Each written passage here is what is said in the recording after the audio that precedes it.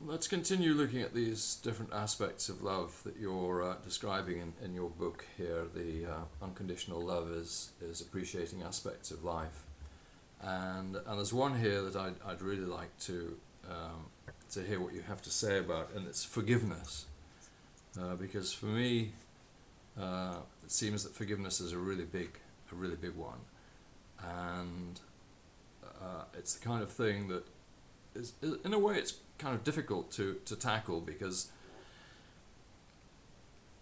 in some ways it may seem easy just to say, oh well, I forgive, I forgive, and that's the end of it. But actually, some of these really big issues can go very, very deep. And how do you forgive when, like, your whole life has been affected by something or other? I mean, obviously parents is a big thing, but there could be all sorts of issues that keep coming up, and if you're really aware, you can see that actually you're still running on issues that never got properly resolved, forgiven, if you like. So let me just first of all read what you've written in your book, and I'll read out these 3 short paragraphs and see if we can take some points from what you've said. Forgiveness is the exquisite healer in each of us. To forgive is more than divine. It is a practical and permanent release from our limiting beliefs and perspectives. By letting go of our emotional attachments through forgiveness, allows us to love more vibrantly. This is the first step to true inner freedom. Nothing in life is beyond an act of forgiveness. No matter the perceived pain or grievance, self-inflicted or accepted from another, we have the power to forgive. This fantastic gift is ever ready to share the bounty of love through its release into our lives. Before another moment passes, forgive all experiences and people, including yourself. Unconditional love is forgiveness. To love ourselves is to forgive ourselves. To forgive ourselves is to find the pearl within. So, forgiving ourselves is that's perhaps something that isn't something that we tend to think about all that readily. We tend to think about forgiving other people. But come on, set me straight on this. Tell me all about it. Well, certainly forgiveness, it is the exquisite healer in us. It is an incredibly important aspect of the whole realization of unconditional love, because it is, in a way, the way we get there. To be more unlimited, to be more unconditional, we have to release those things that we have placed in our reality or attached ourselves to in our reality that keep us limited. They can be beliefs, direct experiences, perspectives, things that we revolve over and over and over again: hurts, pains, sorrows, shames, guilts, worries, concerns. All these things are literally parts of our experience as we grow through life. And the ones that we don't detach from or let go of continue to be part of our psyche, literally, our thoughts and our feelings. Which is why the whole notion of forgiveness of self is extraordinary when thought of, because we are, in a sense, trained, like we're supposed to kind of, we're told, forgiveness is a great thing, and forgive this, forgive that, and it's usually external. But like so many things we've been discussing, when rightly understood, this stuff is less about what's going on outside of us and more about the thoughts and feelings and our emotional reactions internally, and how we then set up further experiences, because we're constantly thinking or feeling or attaching ourselves to old hurts and old pains, which kind of causes us to look at this constant part of our life about the present moment, the now moment. This is the moment we are here to live. This is our physical moment right here, right now. This is our moment where we are physically, emotionally, mentally, and as we say generally, spiritually, however we wish to interpret that personally, all right here. So to understand the present moment, the now moment that we are in, our point of power, this is the moment where we can make different choices, different decisions. That helps us to put the whole idea of forgiveness into better perspective, because now we realize that these thoughts and feelings, these emotional hurts, pains, sufferings, whatever they are within us, and they are coming from our past, which, as we've discussed before, the past is the past. It's a thought and memory of something that happened. It may be a very strong memory, it may be a very strong feeling about something that we experienced in our past. Yet it still resides in the past. It actually has no power to influence us right here, right now, unless we invite it in. The same can be said in this present moment, that our imagination, the things that we consider for the future, are simply thoughts and feelings of potentials in the future. And at the moment, they are not actually coming to pass, lest we put our energy into it. Well, isn't it interesting if we have, under typical circumstances, and certainly this is something I wrestled with and came to greater and greater awareness with early on, was that if I had emotional hurts or pains or sufferings from the past and I was holding on to them desperately, and these same emotional hurts, pains, angers, whatever I was engaging were part of my present psyche, then of course I was in this moment making a choice to relive the past, which of course automatically creates a future, because I'm projecting these out. I'm using the constant of my imagination, but I'm actually using it to imagine what experience I had had in the past as part of something to look forward to in the future. So the point of power really is in our ability to forgive and then very potently forget. In my awareness and understanding, true forgiveness is forgetfulness. In other words, we so forgive it, and this kind of hints to what you were saying, like, forgiveness isn't useful as a throw-off phrase. It doesn't actually provide any true forgiveness if we don't eventually forget. In other words, to forgive so deeply ourselves and everything and everyone and circumstances all around it, that we would literally no longer have any energy associated to it, other than say, what had been a tragic moment or a difficult moment in our past. Through true forgiveness, if we remember it all, we remember it with compassionate heart. We remember it from the standpoint of what a beautiful gift it was that helped us get us here. And that kind of leads into this bigger observation again. Events, experiences, perspectives that we engage and encounter in life, when they are seemingly tragic or dramatic or traumatic or extraordinarily difficult, or certainly leave, many will say, a scar or mark, and we're talking about the full range, because in this context we have to kind of understand that we are all equipped differently. So in say my case, for example, I had a fairly decent childhood and everything, and certainly there were things there that eventually I came to understand were important to forgive, but they weren't necessarily as, challenging or horrific as many other stories as I've heard from other people. And yet something like an embarrassing moment in school could have had as much an impact on me because of the collective of my psyche that somebody else would have shrugged off, because it would have never bothered them. It would have never affected them in any way. And yet, because of who I was and my level of self-esteem, self-worth in that circumstance, an embarrassing event could hold a tremendous amount of emotional pain that I would be experiencing over and over again many times in my life. So, to understand forgiveness, a incredibly horrific event, as we're often taught, murder, death, mayhem, rape, all these things which are considered, absolutes. And not everybody's experiencing these, but these are how people will assume that those things seem to be the worst of the worst. And so they're usually the most unforgivable. And yet, in the bigger picture, some people can handle those events really well and they never get affected by them. Other people can have essentially a much narrower range of challenging events, and yet those can affect their psyche much, much deeper.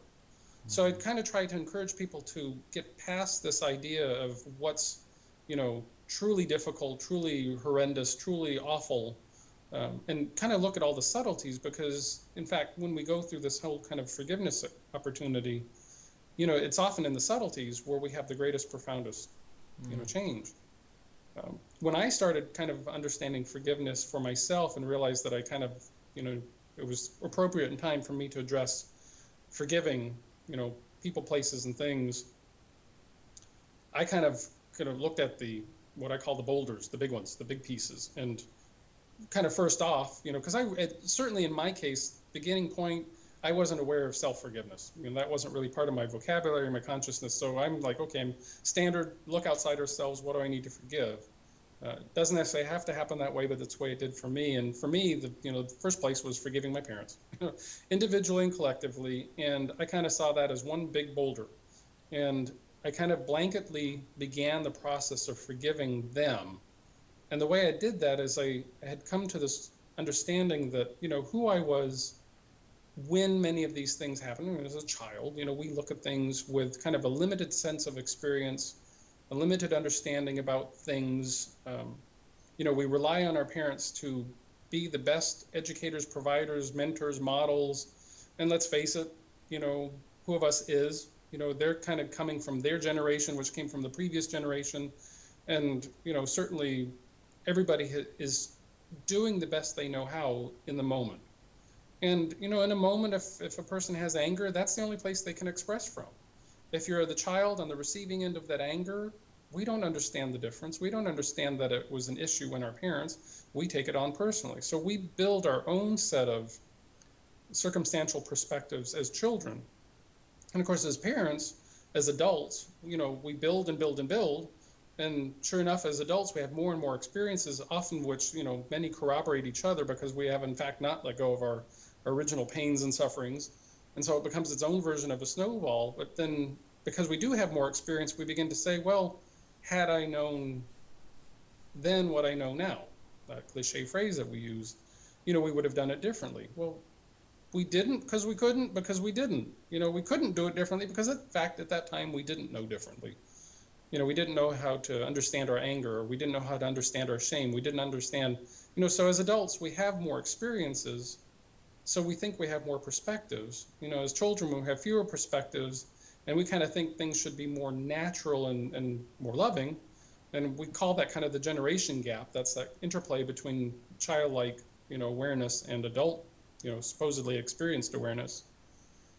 And so when we kind of look at these various types of perspectives that are going on, coupled with circumstantially the environment we grow up in, the types of people that surround us, the quality of the people and the reflections they give back, whether they're encouraging or aspiring, or whether they, are demeaning and, negative and cause us to feel less worthy of ourselves. All of these things factor in. And for me, by looking at my parents, I could say with this kind of new understanding, this broader understanding, say, oh, my parents really did do the best they knew how. And I kind of, in the series of a few days, weeks, moments, months, I kind of thought about all the various things, but rather than going back in and thinking about all the painful experiences, which I was really living and reliving all the painful. I mean, I only had, at times hatred and condemnation for experiences that I'd had. I was, inwardly challenged by lots of things that I thought should have been different. With this kind of more compassionate set of eyes, I kind of went back into my memories and I started seeing each player, each parent, for example, in this beginning stage, as having done the best they know how. And with compassion, it was much easier for me to start to realize, like, wow, their hurt, their pain, their suffering made them come from that space. How much of it did I take on? What can I do to release? What can I do to forgive? And so I started that process of literally forgiving. It was really quite fascinating because as quickly as that started to come up, I started feeling so much forgiveness.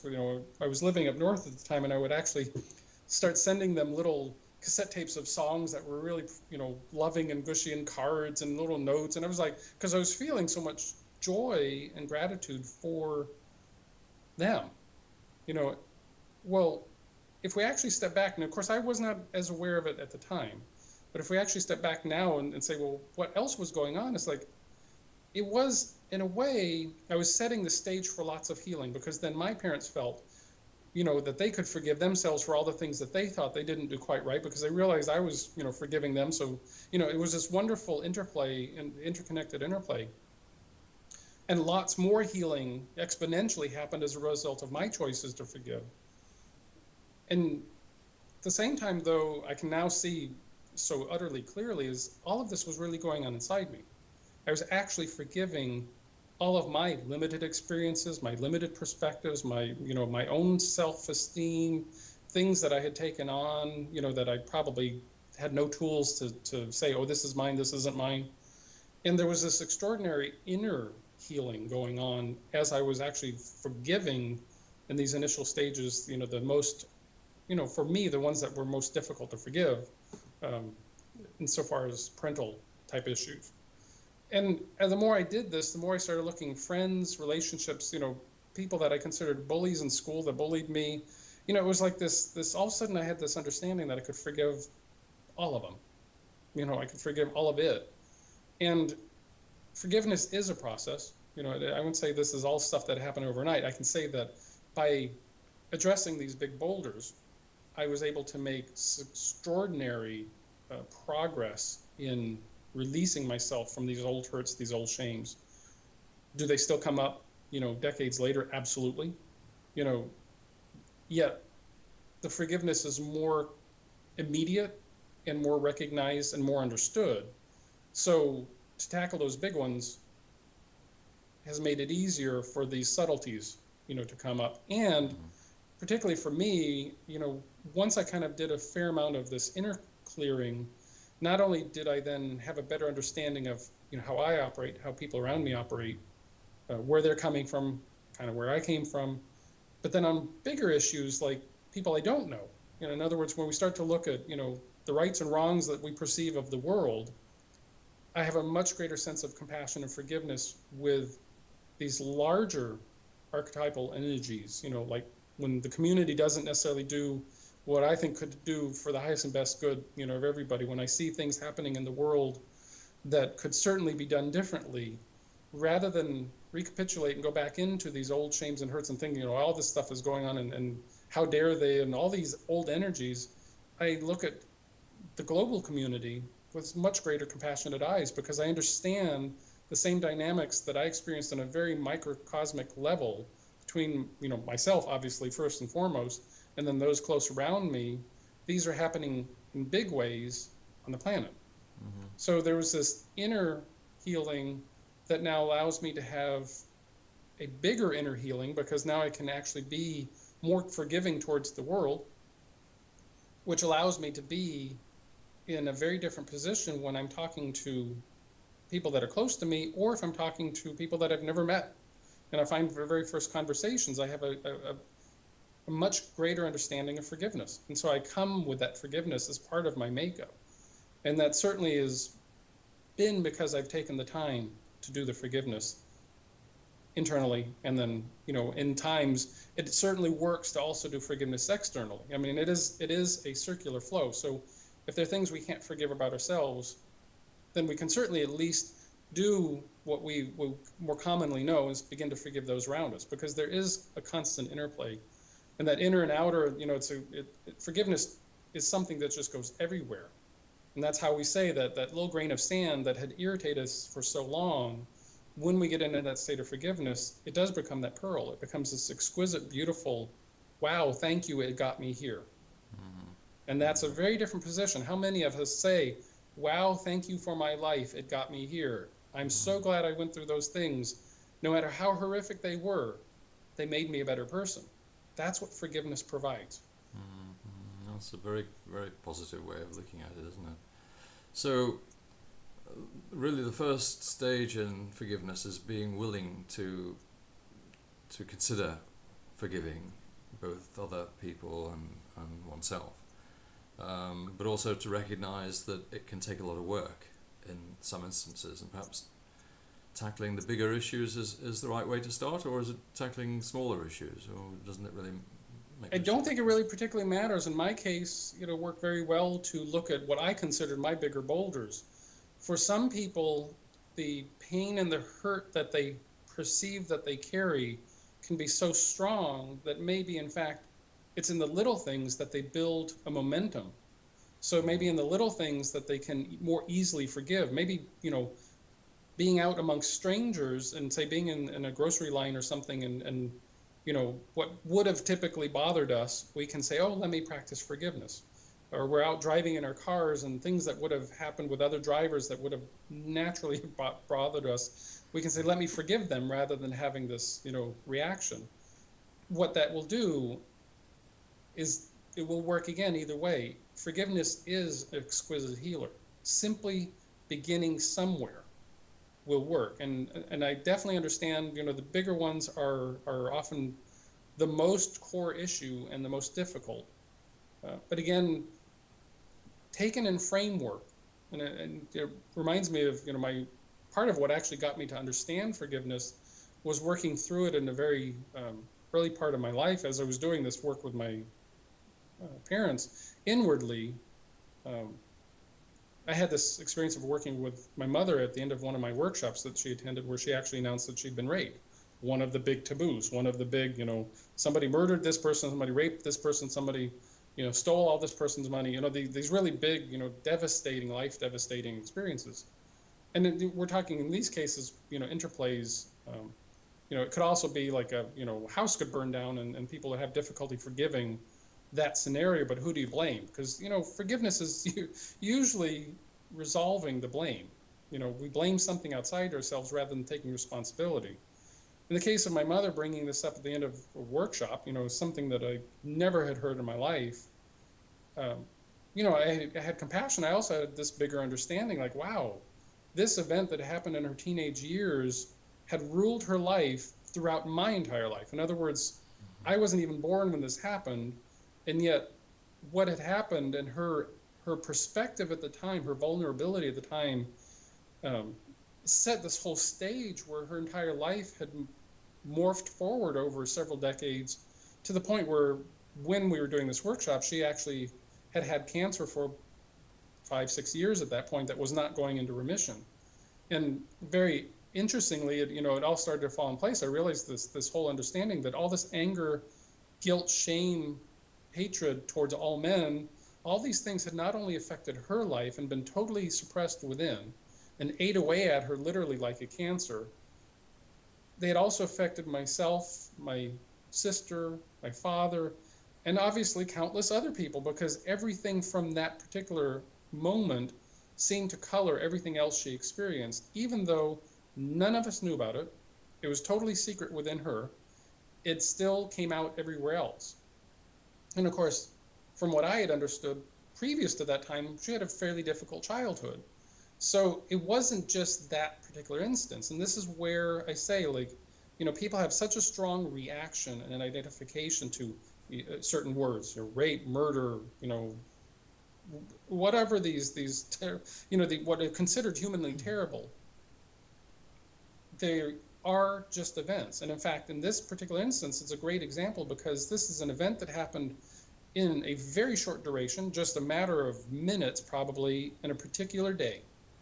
Over the course of my mother's entire lifetime, up to that point, the matter of a few minutes had affected her emotionally, mentally, and of course in many ways physically, and of course also spiritually, all the way forward to the point where her body was actually giving way because she wasn't resolving this. She was carrying this hatred, anger, and shame. And certainly in our society, shame is a crucial difficulty, because these events, when they happen, even in this modern time, people don't talk about it. There's nothing to work it out. There's no discussion of it. There's no understanding of it. So we're in many ways no better positioned in a way to handle some of these things, because nobody talks about it. It's all relegated to something, pushed away, shoved away, because they are the social taboos.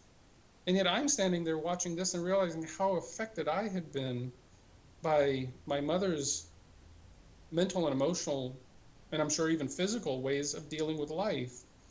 And, as I looked at her, I said, interestingly enough, and this is before the whole audience, I said, grateful, ever so grateful that she finally had the courage to bring it out before a group. I also said, in the big scheme of things, no one cares. And of course, utter gasp in the entire audience. How dare you say no one cares? And I said, well, wait a minute, let me explain this. No one knew prior to this moment that this had ever happened. No one there knew about it. I said, it's all been within her. And once this event of the day was over, everybody was going to go home and they were going to get on with their lives. And they may have had a moment's memory that my mother had said it, but they had no relationship to the event itself. And they're going to be busy in their lives and they're going to forget. Quite honestly, probably before they get home, they're going to completely have forgotten that this ever happened because it's not part of their life. I said, but look how it has affected her life to the point where she now has cancer related to all these other things going on in her life. I said, and then look at her immediate family who continues to walk with her, live with her sister, and how we've been affected by her belief systems that she created as a way to help her understand these difficult shames and guilts and angers that she had carried for so long. She would continue to carry it. Now, at least the big difference was it was no longer a secret. So now it had at least been released and let go of. Kind of fast forward a couple of months later, and again, as I say, she had had cancer for 6 years and it had never gone into official remission. We had the opportunity to actually role play her. She was very willing and interested in role playing with the rapist to go through forgiveness, because again, this was this time period where I was sending notices, information cards, and saying, look, I forgive you and I thank you and I'm grateful for you and appreciate you. And I think that actually stimulated an inspiration that she could actually forgive the rapist. So we actually did a role play, and she was able to say everything that she needed to say to this individual. It lasted less than 15 minutes. The momentary rage, the anger, everything that she'd actually carried for some 30, 40 years came out in a very brief time period. But when she was done, she was actually done. I mean, she herself said, I'm done. I choose no longer to carry this hate, this anger, this shame, this guilt. I'm done. This has affected my entire life. It's affected everyone around me. I'm just done. And you could just tell that the kind of the collapse and the release, she was done. She left shortly the next day. She was visiting at the time, and I sent her a card. I said, congratulations, you no longer have cancer. 6 months later, she no longer had cancer. And for me, that was profound because I understood the mechanism of how we heals. It heals physically, it heals emotionally, it heals mentally, and it heals us, in our whole spiritual interconnectedness. It was extraordinary for me to go through, and I'm actually grateful that she went through it, because it gave me such enormous opportunity to understand so many things in my life, because she actually endured it. So what was a grain of sand in her world, which was kind of deposited as a grain of sand in my world, because I had to kind of deal with her filters of the world through most of my life, out of it came this incredible pearl for all of us. So forgiveness, forgotten, released, the past is the past, we're in the present moment, which frees us to create a completely different world than constantly recreating the world that we lived in. And so forgiveness, I can't think of a quality that is more profound, more substantial, more pertinent, more an aspect of love, truly, than forgiveness. And yet, again, if we look at that really big picture, rightly understood, at some point, forgiveness isn't even part of our experience, because we're in such gratitude for everything that happens in life, because we understand that it's all good and it's all there to help us better understand ourselves and those around us. I can actually envision a day where forgiveness might actually leave our vocabulary. And not necessarily now. I think it's an extraordinarily potent piece, because most people are not forgiving of their past.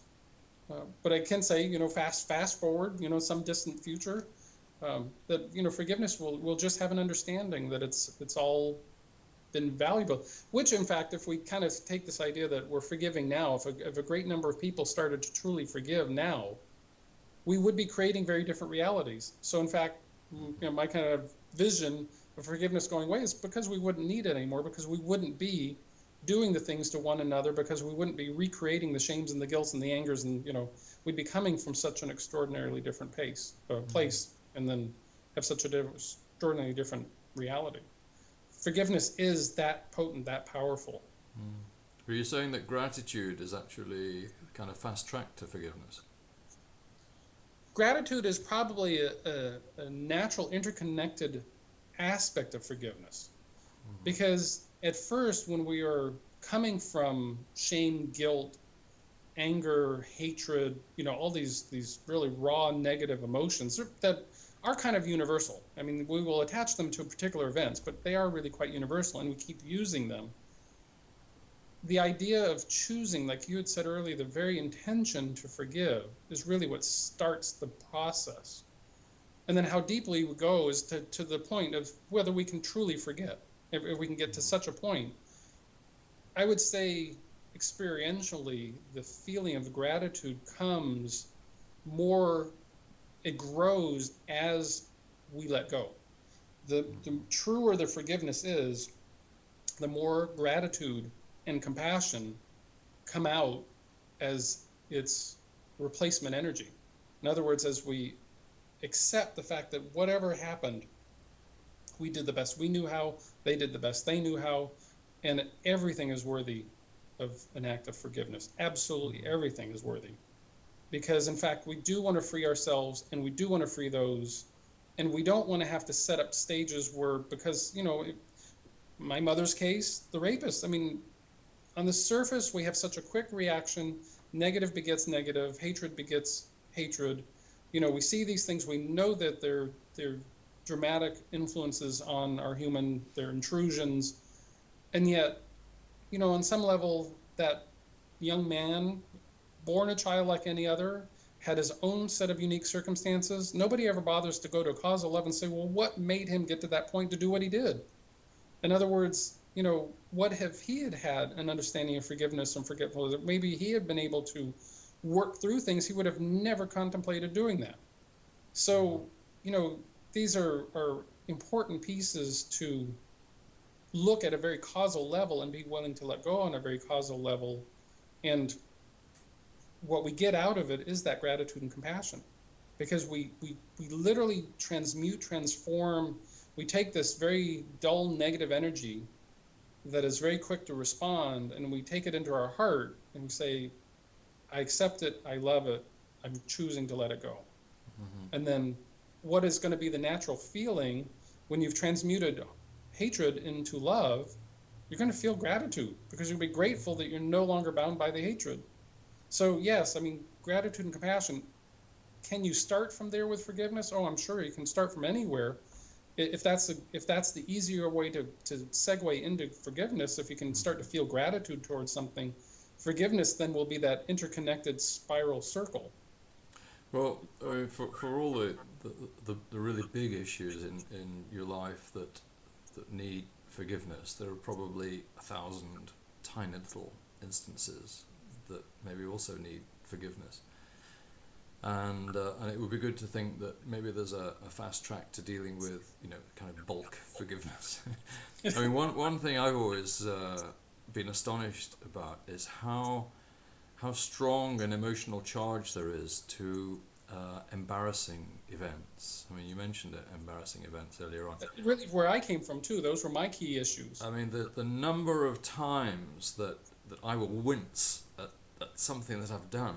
I mean, it just happens so often, and it's like in my life, the things that have the strongest memories are the things that are most embarrassing. I mean, maybe this is all a big ego issue. It's the ego that's embarrassed, and you've created this sense of identity that is so easily threatened by stupid things that you've done, or things that just completely by innocently chance.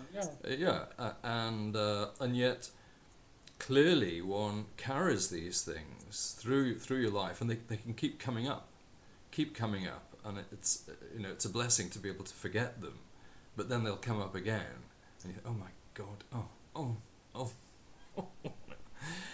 And kind of bulk forgiveness would be great if you could deal with all these different events in your life, rather than having them continually coming back to you. And if it's possible to do that sort of thing through the kind of gratitude that lets you say that all these things that happened brought me to where I am today, and where I am today I have cause to be thankful for, and perhaps there is, perhaps there is a way to do that. But I think also what you're saying, what we're really talking about, is how forgiveness is an aspect of love, and as you said, the act of forgiveness is an act of love, didn't you? And presumably unconditional love, really, because you forgive regardless. You just completely forgive and forget. It is that true self-acceptance, which is its own aspect of forgiveness. And one of the things that happens is that when we start to invoke forgiveness, whether we start with the big boulders, if we're brave enough to go and right in there and chisel those down to smaller and smaller pebbles, because kind of what you're saying is that once you've broken down that big boulder, you get chunks and chunks, and they, we keep working on them. The one thing that is beautiful about forgiveness is that when we do make the choice in our life to say, okay, perhaps for the very first time in our life, I'm going to start to look at life through the eyes and ears, heart, through the experiences of forgiveness. And I'm going to see how well I can forgive. And in other words, if you can't do it unconditionally right off the bat, and I don't know if I could do it unconditionally right off the bat. No, I just started somewhere. And by starting somewhere, what happens is these key emotional attachments from our past that are wrapped up in experiences, which are really, when you look at it, the events that we say are, the difficult events, whether it's a rape or a murder or an accident or something that, altered our life so tremendously, or an embarrassing moment, which can just as easily, an unkind word from a teacher could literally cause what could have been, a major scientific or political leader or something, to cause them to not go that way. That's how, these things can be so extraordinary. And it's not so much about the common tragic, the things that we collectively think are awful. An unkind word can be as devastating to a particular person as a rape or a murder or, some other type of violent intrusion. So I constantly try to share with people, because, very few people experience these ultimate tragic, dramatic events. Most of us have, all the other types of events that were just as difficult to us in relationship to our psyche as a very traumatic event can be to someone else. So kind of get out of this game of, what's worse, what's better, because that's all sense of judgment. That doesn't help any of us, because if we look at it that way, then we can say, well, I had a good life and nothing to forgive. Well, in fact, we actually usually do. The mere fact that we start to forgive, and because all of these things do have a tendency to be interconnected, a single event has many, many, many, many, many little choices that lead up to it, many different experiences that lead up to it, which we tend to not notice, which means there's a whole lot of interconnectedness. And we start to pull on the string of a big event or a little event, we're still pulling on a string. We're still taking that first chisel to that first boulder. It has this ripple effect. It has this multidimensional effect. Forgiveness has a tendency to begin to resolve things that we would never have thought of. In fact, we don't have to deal with every instance. We can't. It's impossible. There are too many things going on in any given moment, right here and right now. We could not possibly forgive every single instance. So in a way, there is a bit of a blanket energy that we can say, well, we're forgiving everything, provided we are truly forgiving, provided we're really accepting, okay, I made a mistake, forgive it. I had an experience, it was not the best, I forgive it. I forgive the people, places, things around, the circumstances, all that. What's really wonderful about forgiveness is that it has its own expansion in our life, that if we choose right now to begin to forgive things from our past, that means we're invoking forgiveness right now, which means we are also, it isn't a one-way street. The forgiveness of our past is also saying we're going to approach life with a sense of forgiveness, which means we are forgiving in a sense in advance the potential mistakes and the potential experiences, because when we get there, if we have a time of forgiveness, a day from now, or we make a mistake, or we have an embarrassing moment, we've already started forgiveness in our life, so we can begin to forgive more quickly. So it isn't just the past that affects our future. It's because of the choice right now. And that with all these aspects of love, they're critical to the point of understanding that right now is the time you can do something about it. And even if we can't say, if a person has experienced something extraordinarily traumatic, bullying, an unkind word, a rape, a molestation, these taboo words that, murder, if we can't forgive the rapist, the murderer, the molester, I understand that. Those are very difficult collective psyche moments, and they can be very, very deep and very difficult.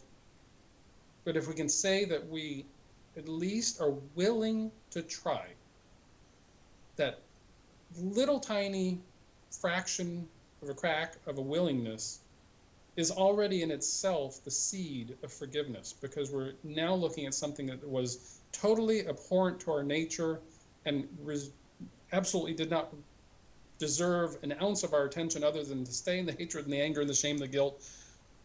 Which, who are we hurting? Really get down to it, all this stuff is running in us. Now, we're affecting countless people, absolutely, but it is hurting us the most. This is the piece that I think that really, people don't want to forgive because they don't want to forget, because they don't want to experience it again. But by not forgiving, by not forgetting, they are constantly experiencing it. And this is the irony of people's attachment to the old hurt and the old shame and the old guilt and the old worry, because they are constantly reliving the same energy, and therefore they haven't escaped anything. They haven't eluded, evaded, avoided anything. In fact, they're creating more of it because that they're living from hatred, they're living from shame, they're living from all these lower vibrational qualities that are not love. And they keep, in one way or another, with every person they contact, with every experience they have, they keep creating and recreating it. Forgiveness is that exquisite healer. It's that redeeming aspect where we say, I'm not going to carry this in me anymore. I'm choosing for myself. I have no control over anybody else. I have no control over how anybody else sees me. I have no control over anybody else's actions. I choose to forgive. And when we can be that fundamental, think of what an extraordinary impact we have with all the people, places, and things around us. I mean, at that moment of taking a very selfish act and saying, I'm choosing to let go, we are becoming instantly selfless, because now we're healing not only ourselves, but we're healing all these intertangled relationships that we had been carrying with us, and the way we acted and reacted with everybody. I mean, I have a completely different relationship with my friends, previously called my parents. I actually have friendships with my parents because I can see them for who they are and let them be for who they are, and be thankful for everything they did. I have a completely different dynamic today than I did when I was a child, or even in early adulthood before I started forgiveness. They, in turn, wonderfully so, have picked up on this, and they have gone in their own way and forgiven so much of their parental upbringing, which, of course, when they're then visiting friends and relatives and stories come up about what had happened, they have a completely different dialogue. They have a completely different conversation. They start talking about how much they appreciated their parents and all the things that had been collectively, all the siblings getting together, and all the difficulties that they all want to talk about. And my parents come from a state of forgiveness, and greater forgiveness. And so there's this wonderful healing that expands outside of us because of the choices made within. That's why all of this, the choices we do for ourselves, because we're the ones that walk with our journey the most intimately throughout our lives. No one can ever actually know us. Had my mother gone to her grave, never announcing, none of us would have known.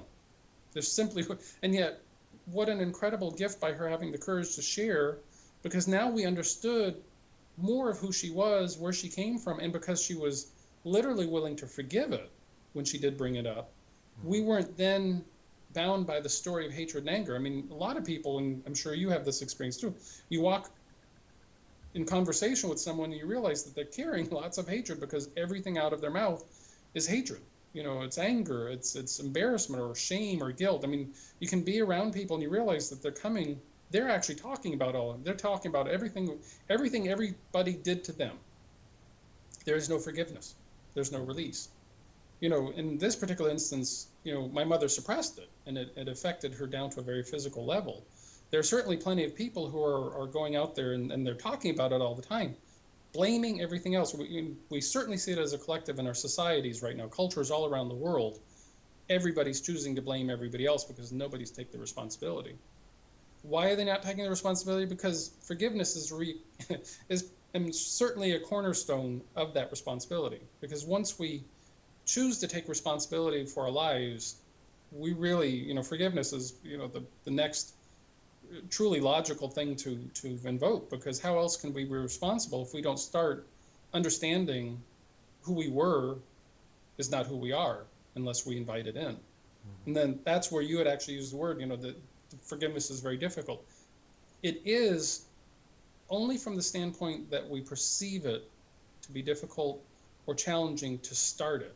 And what I love to share is start it anyway, because certainly in my case, 20 years down the road, having started forgiveness in my life, I live an extraordinarily different life.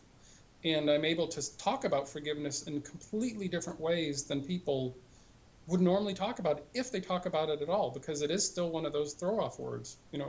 Don't just forgive them, but there's, what does that mean? What does it mean really? And I can't say to a person, if they come to me and say, well, have I forgiven it enough? I'm like, well, apparently not, because you're still talking about it. In other words, forgiveness is unique to each individual. We know when we've forgiven because it no longer affects us. And it's extraordinary in the fact that when we can get to that point, that we have a much more potent, powerful effect around those around us, and it keeps going out. Because in fact, at the moment that we would have normally come from anger, having been attached to some event from the past that we hadn't resolved, let go of, we pass that anger along, which then person can pick up on, and then they travel somewhere, and then they pass the anger along. So what happens when we pass compassion and gratitude along, when we pass a smile along? We may be the person who, because we've forgiven, can change another person's life by showing them that forgiveness is possible, when they never thought it was even possible because it was too big, it was too grandiose, too overwhelming. And we say it's possible. Think about what that impact is over time with humanity at large. It's extraordinary. Forgiveness is that crucial a part of understanding unconditional love, unlike really any other quality or aspect, because it has the closest way to reveal the unconditional love. Because in fact, once we get rid of those layers of hurt and shame and guilt and worry and all the myriad things that hold us down, that we truly come from a more unlimited way of being, from a more unconditional aspect, self-acceptance, acceptance of others, and gratitude, compassion, forgiveness. These are all qualities of love, when allowed to express, naturally express, because they're all right there. Which is why doing one gets the other, doing it brings the other. It's all beautifully interconnected, just as all these negative experiences have been beautifully interconnected and have ruled us in different ways, because that we've layered and held back pieces. And whether it's an embarrassing moment or a truly, horrific, tragic event, doesn't matter. At least consider the possibility that we are forgivable, we're forgiving, other people are forgivable, other people are forgiving. And in fact, the more we do it, the more we'll experience that. That was really great, Harold. Thank you. Yeah, really. Very practical, and to me, that's the important piece. It is extraordinarily practical, and we will feel and experience the results based on our willingness to do it. Good. Okay.